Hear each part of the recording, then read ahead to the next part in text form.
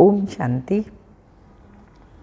21/12/2023 की साकार अनमोल धारणा युक्त मधुर महावाक्य। मीठे बच्चे, शिव बाबा के सिवाय तुम्हारा यहाँ कुछ भी नहीं है, इसलिए इस देह के भान से भी दूर खाली बैगर होना है।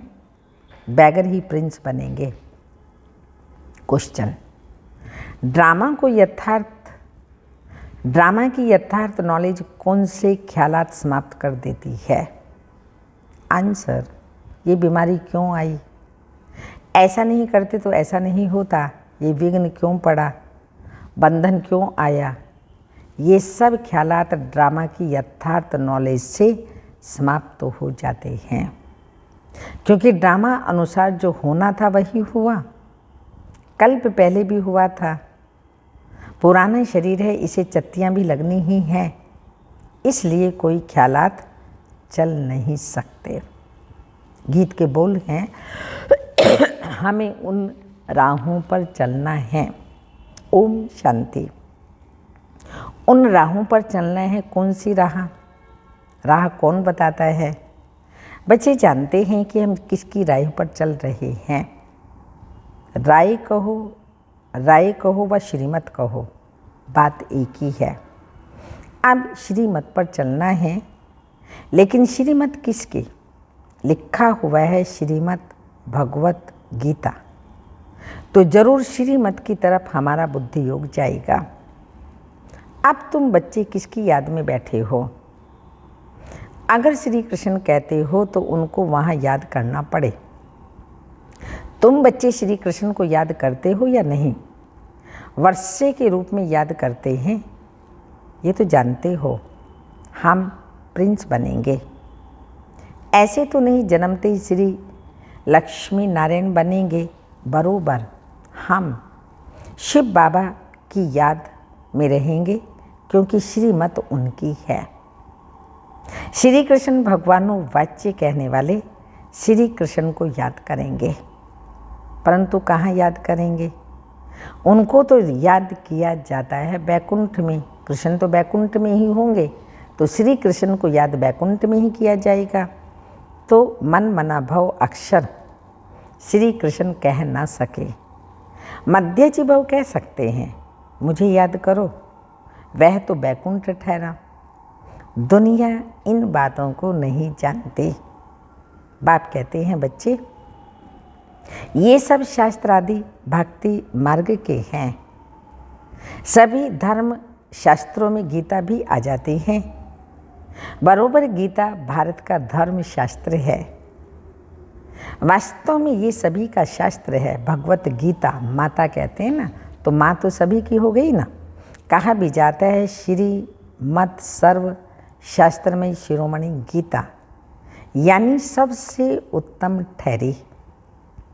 सभी से उत्तम है शिव बाबा, श्री श्रेष्ठ से श्रेष्ठ। श्री कृष्ण को श्री श्री नहीं कहेंगे, श्री कृष्ण व श्री राम नहीं कहेंगे, उनको सिर्फ श्री कहेंगे। श्रेष्ठ से श्रेष्ठ जो है वही आकर फिर श्रेष्ठ बनाते हैं। श्रेष्ठ से श्रेष्ठ है भगवान श्री अर्थात सभी से श्रेष्ठ का नाम वाला है। श्रेष्ठ तो जरूर देवी देवताओं को ही कहेंगे, जो अभी नहीं हैं। आजकल श्रेष्ठ किसको समझते हैं? अभी के लीडर्स आदि कितना सम्मान करते हैं, परंतु उन्हें श्री तो कह नहीं सकते। महात्मा आदि को भी श्री अक्षर नहीं दे सकते। अभी तुमको ऊंचते ऊंच परमात्मा का ज्ञान मिल रहा है। सबसे ऊंचा है परम पिता परमात्मा, फिर है उनकी रचना, फिर रचना में ऊंचते ऊंच हैं ब्रह्मा विष्णु शंकर। यहाँ भी नंबरवार मर्तबे हैं। ऊंचे से ऊंचे प्रेसिडेंट, फिर प्राइम मिनिस्टर, यूनियन मिनिस्टर। तो बाप बैठ सृष्टि के आदि मध्य अंत का राज समझाते हैं। भगवानो वाच्य रचयिता है अब रचयिता अक्षर कहने से मनुष्य पूछते हैं सृष्टि कैसे रची गई। इसलिए यह जरूर कहना पड़े कि त्रिमूर्ति शिव रचयिता है। वास्तव में रचयिता की बजाय रचवाने वाला कहना ठीक है। ब्रह्मा द्वारा दैवी कुल की स्थापना कराते हैं। ब्रह्मा द्वारा स्थापना किसकी? दैवी संप्रदाय की। शिव बाबा कहते हैं अभी तुम हो ब्रह्मा की ब्राह्मण संप्रदाय, ब्रह्मा की ब्राह्मण संप्रदाय। यह है आसुरी संप्रदाय और तुम हो ईश्वरीय संप्रदाय, फिर दैवी संप्रदाय बनेंगे। बाप ब्रह्मा द्वारा सभी वेद शास्त्रों का सार भी समझाते हैं। मनुष्य बहुत मूंझे हुए हैं, कितना माथा मारते रहते हैं, बर्थ कंट्रोल हो। बाप कहते हैं मैं आकर भारत की ये सर्विस कर रहा हूँ। यहाँ तो है ही तमो प्रधान मनुष्य, 10-12 बच्चे पैदा करते रहते हैं। झाड़ वृद्धि को जरूर पाना ही है, पत्ते निकलते रहेंगे। इसको कोई कंट्रोल कर ना सके। सत्युग में है कंट्रोल, एक बच्चा एक बच्ची बस। ये बातें तुम बच्चे ही समझते हो।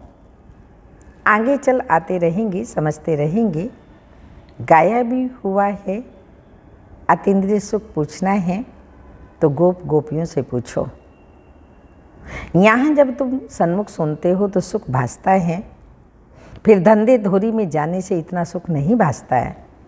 यहाँ तुमको त्रिकालदर्शी बनाया जाता है। त्रिकालदर्शी स्वदर्शन चक्रधारी भी कहते हैं। मनुष्य कहते हैं फलाना महात्मा त्रिकालदर्शी था।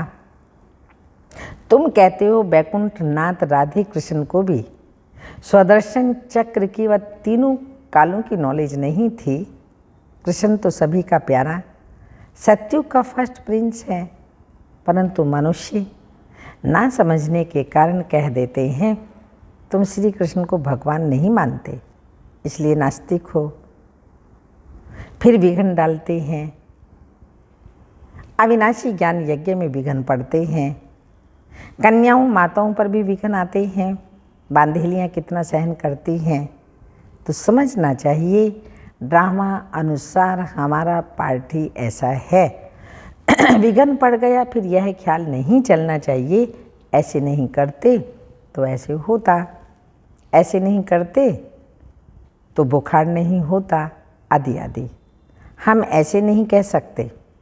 ड्रामा अनुसार यह किया, कल्प पहले भी किया था, तब तकलीफ हुई।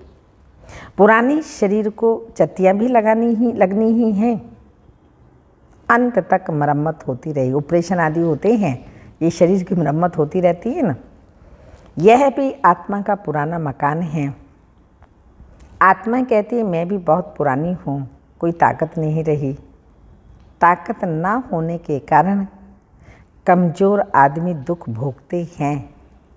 माया कमज़ोर को बहुत दुख देगी। हम भारतवासियों को बरोबर माया ने बहुत कमज़ोर किया है। हम बहुत ताकत वाले थे, फिर माया ने कमज़ोर बना दिया। अब फिर उन पर जीत पानी है तो माया भी हमारी दुश्मन बनती है। भारत को ही जास्ती दुख मिलता है, सबसे कर्ज ले रहे हैं। भारत बिल्कुल पुराना हो गया। जो बिल्कुल साहूकार था उनको बहुत बैगर बनना है, फिर बैगर से प्रिंस। बाबा कहते हैं इस शरीर के भान से भी दूर खाली हो जाओ, तुम्हारा यहाँ कुछ नहीं है सिवाय एक शिव बाबा के दूसरा ना कोई। तो तुमको बहुत बैगर बनना पड़े। युक्तियाँ भी बताते रहते हैं। जनक का मिसाल, गृहस्थ व्यवहार में रहते कमल फूल समान रहना है, श्रीमत पर चलना है, सब सरेंडर भी कर देना है। जनक ने भी सब कुछ दिया, फिर उनको कहा अपनी मिल्कियत तुम संभालो और ट्रस्टी होकर रहो। हरिश्चंद्र का भी दृष्टांत है। बाप समझाते हैं, बच्चे तुम अगर बीज नहीं बोएंगे तो तुम्हारा पद कम हो जाएगा। Follow father. तुम्हारे सामने ये दादा बैठा है, बिल्कुल शिव बाबा और शिव शक्तियों को ट्रस्टी बनाया। शिव बाबा थोड़ी बैठ संभालेंगे, यह अपने पर थोड़ी बलि चढ़ेगा। इनको माताओं पर बलि चढ़ना पड़े, माताओं को ही आगे करना है, तो बाप आकर ज्ञान अमृत का कलश माताओं को ही देते हैं कि मनुष्य को देवता बनाए, लक्ष्मी को नहीं दिया है। माताओं को कलश देते, लक्ष्मी को नहीं, क्योंकि ज्ञान से नर से नारायण, नारी से लक्ष्मी बनते हैं ना। इस समय यह है जगदम्बा और सतयुग में होगी लक्ष्मी। जगदम्बा का गीत कितना अच्छा बना हुआ है, उनकी बहुत मान्यता है। वह सौभाग्य विधाता कैसे है, उनको धन कहाँ से मिलता है? क्या ब्रह्मा से, कृष्ण से? नहीं, धन फिर भी मिलता है ज्ञान सागर शिव बाबा से। ये बड़ी गुप्त बातें हैं ना। भगवानो वाच्य है सबके लिए, भगवान तो सबका एक है ना। सब धर्म वालों को कहते हैं मामी कम याद करो। ये शिव के पुजारी भी बहुत है, परंतु जानते कुछ भी नहीं। वह हुई भक्ति, अब तुमको ज्ञान कौन देते हैं? Most beloved father. Shri Krishna को ऐसे नहीं कहेंगे, उनको सतयुग का प्रिंस कहेंगे। भले श्री कृष्ण की पूजा करते हैं, परंतु ये ख्याल नहीं करते कि वह सतयुग का प्रिंस कैसे बना। आगे हम भी नहीं जानते थे, तुम बच्चे अब जानते हो बरोबर। हम फिर से प्रिंस प्रिंसेस बनेंगे, तब तो फिर बड़े होकर लक्ष्मी नारायण को वरेंगे ना। तो यह नॉलेज है ही भविष्य के लिए। इसका फल 21 जन्मों के लिए मिलता है। कृष्ण के लिए नहीं कहेंगे कि वह वर्षा देते हैं, वर्षा बाप से मिलता है। शिव बाबा राजयोग सिखलाते हैं। ब्रह्मा के मुख से हजारों ब्राह्मण निकलते हैं, उन्हों को ही यह शिक्षा मिलती है, सिर्फ तुम ब्राह्मण हो कल्प के संगम युग के, बाकी सारी सृष्टि कल युग में है। वो सब कहेंगे अब हम कलयुग में हैं, तुम कहेंगे हम संगम पर हैं। यह बातें और कोई नहीं जानते और कहीं है भी नहीं। ये नई नई बातें दिल में रखनी है। मुख्य बात है बाप और वर्षे को याद करना। अगर पवित्र नहीं रहेंगे तो योग कभी नहीं लगेगा, ला नहीं कहता, इसलिए इतना पद भी नहीं पा सकेंगे। थोड़ा योग लगाने से भी स्वर्ग में तो आएंगे। बाप कहते हैं अगर पवित्र नहीं बनेंगे तो मेरे पास आ नहीं सकेंगे। भल घर में बैठे भी स्वर्ग में आ सकते हैं, अच्छा पद पा सकते हैं, परंतु तब जबकि योग में रहें, पवित्र रहें। पवित्रता बगैर योग लगेगा ही नहीं, माया लगाने नहीं देगी। सच्चे दिल पर साहिब राजी होगा। जो विकार में जाते रहते हैं, कहते मैं शिव बाबा को याद करता हूँ, ये तो अपने दिल को खुश करते हैं। मुख्य है पवित्रता। कहते हैं बर्थ कंट्रोल करो, बच्चे पैदा मत करो। ये तो है ही तमो प्रधान दुनिया।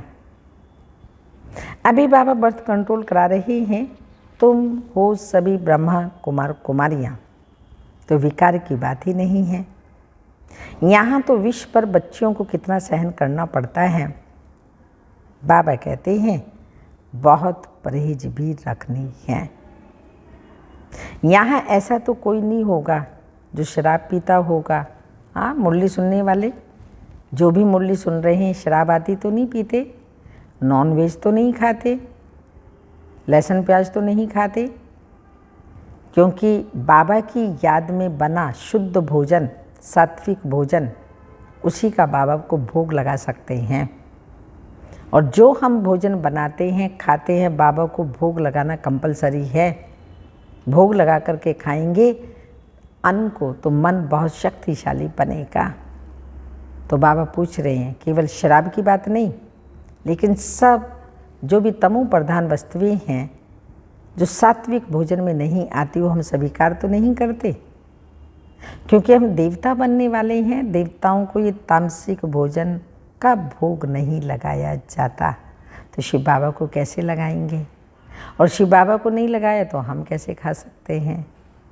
तो सात्विक ब्रह्मा भोजन जिसको कहते हैं, बाबा की याद में बना, बाबा की याद में बना हुआ भोग लगा करके खाना, बाबा की याद में। तो बाबा पूछ रहे हैं जो शराब पीता होगा ऐसा तो कोई नहीं है। बाप बच्चों से पूछते हैं, अगर झूठ बोलेंगे तो धर्मराज की कड़ी सजा भोगनी पड़ती है। भगवान के आगे तो सच बोलना चाहिए। कोई जरा भी शराब किसी कारण से अथवा दवाई के रीति से पीते हैं, कोई ने हाथ नहीं उठाया, यहाँ सच जरूर बोलना है।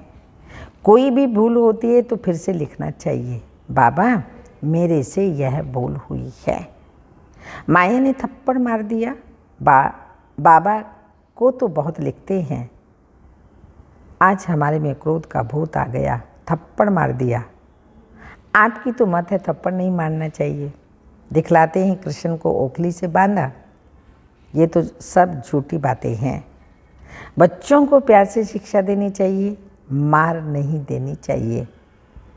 भोजन बंद करना, मिठाई ना देना आदि आदि ऐसे सुधारना चाहिए। थप्पड़ मारना क्रोध की निशानी हो जाती है। जो भी महात्मा पर क्रोध करते हैं, छोटे बच्चों पर क्रोध करते हैं, तो बाबा बच्चों को महात्मा कहते हैं। छोटे बच्चे महात्मा समान होते हैं ना, इसलिए थप्पड़ नहीं मारना चाहिए। गाली भी नहीं दे सकते। ऐसा कर्म नहीं करना चाहिए जो ख्याल में आए हमने ये विकर्म किया, बाद में पश्चाताप करना पड़े, ये ख्याल है कि विकर्म किया, पश्चाताप का नहीं, ऐसा कोई कर्म नहीं करना है। अगर किया तो फौरन लिखना चाहिए, हो गया कारणे अकारणे तो शिव बाबा को बताना चाहिए, बाबा हमसे ये भूल हुई, क्षमा मांगनी चाहिए, आगे नहीं करेंगे। तोबा करते हैं ना, वहाँ भी धर्मराज सज़ा देते हैं, तो तोबा करते हैं, आगे फिर वही कभी नहीं करेंगे। बाबा बहुत प्यार से कहते हैं, लाडले सपूत बच्चे, प्यारे बच्चे, कभी झूठ नहीं बोलना। कदम कदम पर राय पूछना है। तुम्हारा पैसा अब लगता है भारत को स्वर्ग बनाने में, तो कोड़ी कोड़ी हीरे समान हैं। ऐसे नहीं हम कोई सन्यासियों आदि को दान पुण्य करते हैं। मनुष्य हॉस्पिटल अथवा कॉलेज आदि बनाते हैं तो क्या मिलता है? कॉलेज खोलने से दूसरे जन्म में विद्या अच्छी मिलेगी, धर्मशाला बनाने से महल मिलेगा। यहाँ तो तुमको जन्म जन्मांतर के लिए बाप से बेहद का सुख मिलता है, बेहद की आयु मिलती है। इससे बड़ी आयु और कोई धर्म वालों की नहीं होती। कम आयु भी यहाँ ही गिनी जाती है ना, कलयुग में कम आयु होती है। तो अब बेहद के बाप को चलते फिरते उठते बैठते याद करेंगे, तब ही खुशी रहेगी। कोई भी तकलीफ़ हो तो पूछो, बाकी ऐसे थोड़ी गरीब होंगे कहेंगे बाबा हम तो आपके हैं, अब हम आपके पास बैठ जाते हैं। ऐसी तो दुनिया में गरीब बहुत है, सब कहें हमको मधुबन में रख लो, ऐसे तो लाखों इकट्ठे हो जाएं। फिर भी कायदा नहीं है, तुमको गृहस्थ व्यवहार में रहना है, यहाँ ऐसे रह नहीं सकते। धंधे में हमेशा ईश्वरार्थ 1-2 पैसा निकालते हैं। बाबा कहते हैं अच्छा तुम गरीब हो, कुछ भी नहीं निकालो, नॉलेज को तो समझो और मनमना भव हो जाओ। तुम्हारी मम्मा ने क्या निकाला, फिर वह ज्ञान में कितनी तीखी गई, तन मन धन से सेवा कर रही है, इसमें पैसे की तो बात ही नहीं। बहुत बहुत करके 1 रुपया दे देना, तुम्हें साहूकार जितना मिल जाएगा। पहले पहले गृहस्थ व्यवहार की संभाल करनी है, बच्चे दुखी ना हों। अच्छा मीठे मीठे सिक्की लदे बच्चों प्रति माता पिता बाप दादा का याद प्यार। Good morning diamond morning. रूहानी बाप की रूहानी बच्चों को नमस्ते। हम रूहानी बच्चों की रूहानी माता पिता बाप दादा को याद प्यार। Good morning diamond morning. ओम नमस्ते। धारणा के लिए मुख्य सार हैं, ऐसा कोई कर्म नहीं करना है जिसके पीछे ख्याल चले तोबा तोबा, पश्चाताप करना पड़े। झूठ नहीं बोलना, सच्चे बाप से सच्चा रहना है। सेकंड पॉइंट, भारत को स्वर्ग बनाने में अपनी एक एक कौड़ी सफल करनी है। ब्रह्मा बाप समान सरेंडर हो, ट्रस्टी बन करके संभालना है। वरदान, हर आत्मा के संबंध संपर्क में आते सब प्रश्नों से पार रहने वाले सदा प्रसन्नचित्त भाव। स्पष्टीकरण, हर आत्मा के संबंध संपर्क में आते कभी चित्त के अंदर ये प्रश्न उत्पन्न ना हो कि ये ऐसा क्यों करता, वह क्यों कहता, ये बात ऐसे नहीं ऐसे होनी चाहिए। जो इन प्रश्नों से पार रहते हैं वही सदा प्रसन्नचित्त रहते हैं। लेकिन जो इन प्रश्नों की क्यों में चले जाते हैं, रचना रच लेते हैं, तो उन्हें पालना भी करनी पड़ती है, समय एनर्जी भी देनी पड़े। इसलिए इस व्यर्थ रचना का बर्थ कंट्रोल करो। व्यर्थ रचना का बर्थ कंट्रोल करो। स्लोगन, अपने नैनों में बिंदु रूप बाप को संभालो तो और कोई समा नहीं सकता। अपने नैनों में बिंदु रूप बाप को संभालो तो और कोई समा नहीं सकता। अव्यक्त इशारा, अपनी तकदीर की लकीर को देखते हुए कर्म करते भी मेहनत से मुक्त हो, खुशी का अनुभव करो, कभी भी दुख के आंसू ना आए। मन में दुख की लहर आना माना मन के आंसू, तो ना आँखों से आंसू आए ना मन से। ऐसे रोने से मुक्त बनो। भाग्यवान खुश नसीब आत्माओं के पास दुख की लहर कभी आ नहीं सकती। ओम